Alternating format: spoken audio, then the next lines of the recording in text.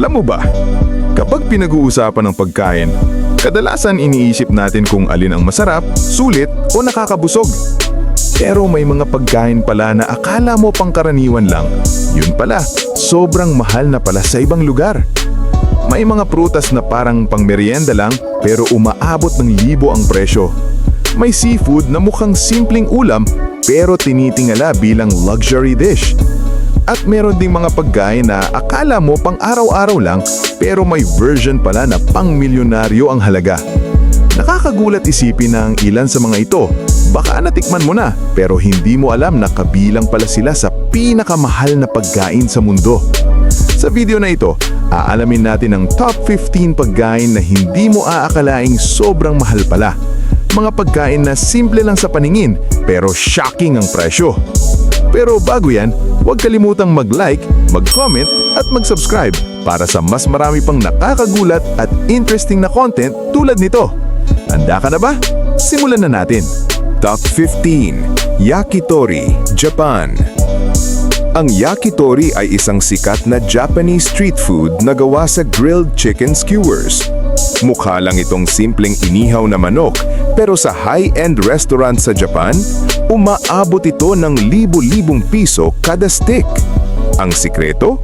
Espesyal na bahagi ng manok tulad ng puso, atay at kahit bihirang cuts na sobrang limited. Ginagamitan din ito ng premium charcoal na tinatawag na binchutan para sa perfect na lasa. Alam mo ba, ang high-end yakitori ay kadalasang hinahanda sa omakase style, kung saan ang chef mismo ang pipili ng ihahain sa iyo at minsan umaabot ng 10,000 plus pesos ang buong experience. Top 14. Bird's Nest Soup, China. Ang bird's nest soup ay isang delicacy mula sa China na gawa sa pugad ng swift-legged bird. Oo, pugad talaga. At hindi lang basta pugad, kundi gawa sa laway ng ibon. Dahil dito, sobrang hirap itong kunin at napakadelikado pa ng proseso. Kaya naman, ang isang bowl nito ay maaaring umabot ng 1,000 hanggang 10,000 piso. Alam mo ba? Pinaniniwalaan na ang bird's nest soup ay pampaganda ng balat at pampahaba ng buhay, kaya tinatawag din itong food of the rich. Top 13. Baijiu, China. Ang baijiu ay isang traditional Chinese liquor na kilala sa sobrang lakas ng lasa at pati na rin sa presyo nito. Bagamat mukhang ordinaryong alcohol, ang mga premium na klase nito ay maaring umabot ng daan-daang libong piso kada bote. Ginagawa ito gamit ang fermented grains at iniimbak ng matagal para sa mas malalim na lasa. Isa ito sa pinaka-consumed alcoholic drinks sa buong mundo. Alam mo ba, may mga rare baijiu bottles na binibenta sa auctions at umaabot ng milyon ang halaga. Pang wine collectors level talaga. Top 12. Hokkaido Uni, Japan. Ang Hokkaido Uni ay sea urchin na galing sa Hokkaido at isa sa pinaka-premium na seafood sa mundo. Creamy, matamis at sobrang fresh ang lasa nito, kaya paboritong ilagay sa sushi.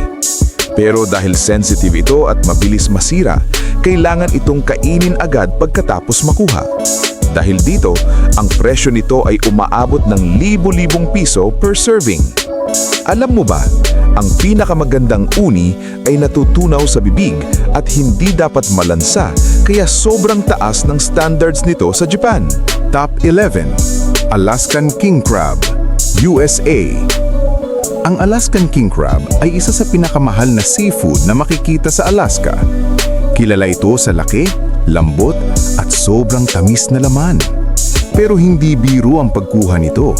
Kailangan manghuli sa nagyeyelong dagat na delikado sa buhay ng mga mangingisda. Dahil dito, umaabot ng 5,000 pesos hanggang 20,000 pesos ang isang buong crab na ito. Alam mo ba, tinatawag itong isa sa deadliest jobs in the world dahil sa sobrang panganib ng king crab fishing. Top 10. Hamon Iberico de Bellota, Spain. Ang Hamon Iberico de Bellota ay isang premium cured ham mula sa Spain. Galing ito sa espesyal na Iberian pigs na pinapakain ng acorns kaya kakaiba ang lasa. Nutty, rich, at sobrang lambot. Inaabot ng ilang taon ng curing process nito kaya lalong tumataas ang value. Ang isang buong leg nito ay maaaring umabot ng daan-daang libong piso. Alam mo ba? May mga ham na ini-age ng mahigit 3 taon at itinuturing na isa sa pinakamasarap na karne sa buong mundo. Top 9. Kopi Luwak, Philippines and Indonesia.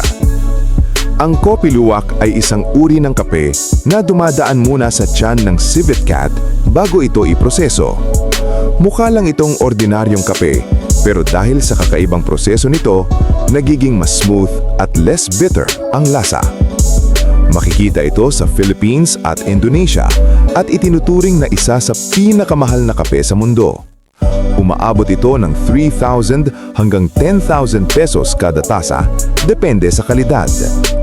Alam mo ba, ang enzyme sa tiyan ng civet ang nagpapabago sa flavor ng coffee beans kaya sobrang unique ng lasa nito. Top 8. Fugu, Japan.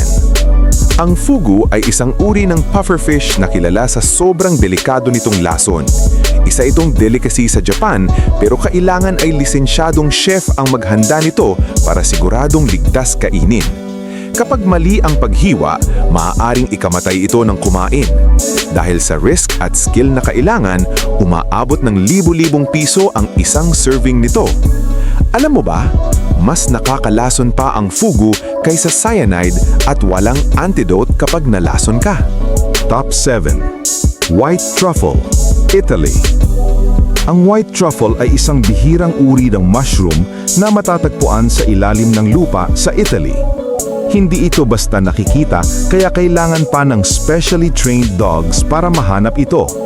Dahil sobrang limited nito at hindi pwedeng i-farm ng madali, umaabot ng daan-daang libong piso kada kilo ang presyo nito. Madalas itong ginagamit sa pasta at fine dining dishes. Alam mo ba? May mga white truffle na na-auction na umabot ng milyones ang halaga dahil sa rarity nito. Top 6. Wagyu Beef, Japan. Ang Wagyu beef ay isang premium beef mula sa Japan na kilala sa sobrang lambot at marbling nito. Mukha lang itong ordinaryong steak pero literal na natutunaw ito sa bibig. Pinapalaki ang mga baka sa espesyal na paraan, may controlled diet at minsan pa nga ay minamasahe pa. Dahil dito, umaabot ng 10,000 pesos pataas ang isang steak. Alam mo ba, ang tunay na Wagyu ay may grading system at ang pinakamataas na grade ay tinatawag na A5, ang pinaka-premium sa lahat. Top 5. Densuke Watermelon, Japan.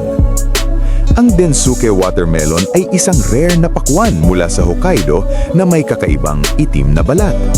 Mukha lang itong ordinaryong prutas, pero dahil sobrang limitado ang production nito, nagiging napakamahal. May mga naibentang Densuke Watermelon na umabot ng higit 300,000 pesos bawat isa. Kilala ito sa sobrang tamis at perfect na texture. Alam mo ba? May mga Densuke Watermelon na binibenta sa auction sa Japan at ginagawang status symbol ng mga mayayaman. Top 4. Saffron, India. Ang saffron ay isang uri ng spice na galing sa bulaklak na crocus at isa sa pinakamahal na sangkap sa buong mundo. Mukha lang itong simpleng hibla na pampakulay sa pagkain, pero napakahirap nitong anihin dahil mano-mano itong kinukuha. Karamihan nito ay nagmumula sa India at iba pang bahagi ng Asia.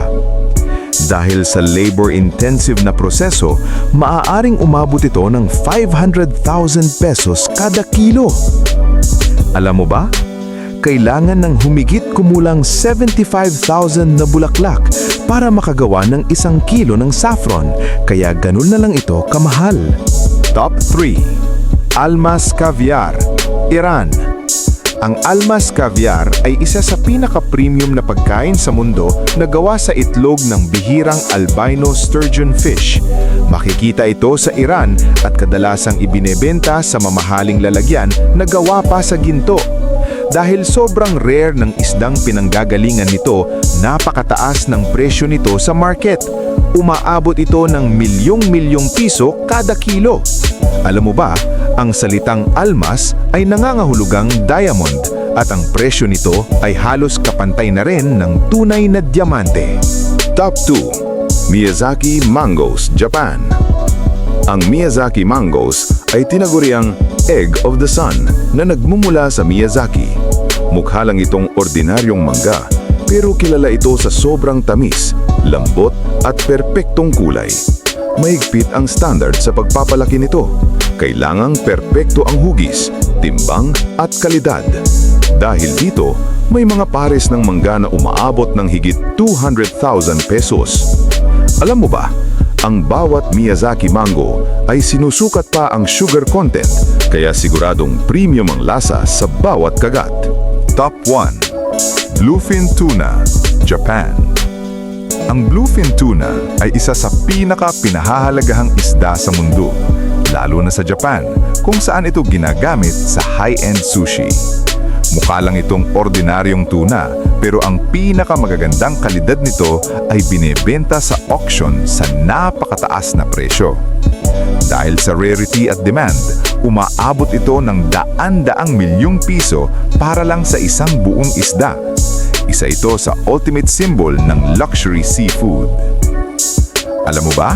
May isang bluefin tuna na naibenta sa Tokyo Fish Auction na umabot ng mahigit 150 million pesos para lang sa isang isda. At ayan na nga, ang top 15 pagkain na hindi mo aakalaing sobrang mahal pala na talagang mapapagrabe naman ka sa presyo. Mula sa mga simpleng prutas, seafood, hanggang sa mga pagkain na akala mo pangkaraniwan lang. Hindi mo aakalain na umaabot pala sa libo, daan-daang libo at minsan milyon ang halaga ng mga ito. Nakakagulat isipin na ang ilan sa mga pagkain na to ay mukhang normal lang sa paningin. Pero kapag nalaman mo ang presyo, mapapaisip ka na lang kung kakainin mo pa ba o itatago na lang bilang investment. Ikaw, kabida, alin sa mga pagkain na ito ang pinakanagulat ka sa presyo? At meron ka pa bang alam na pagkain na sobrang mahal pero hindi halata? I-comment mo na sa baba ang sagot mo. Tandaan, hindi lang sa lasa nasusukat ang halaga ng pagkain kundi sa rarity, hirap ng proseso at kwento sa likod nito. Kaya minsan, ang simpleng pagkain, nagiging luxury experience din pala. At kung nagustuhan mo ang video na ito, huwag kalimutang mag-like, mag-share at mag-subscribe para sa mas marami pang nakakagulat at interesting na content na katulad nito. Maraming salamat sa panonood. Hanggang sa muli, kabida!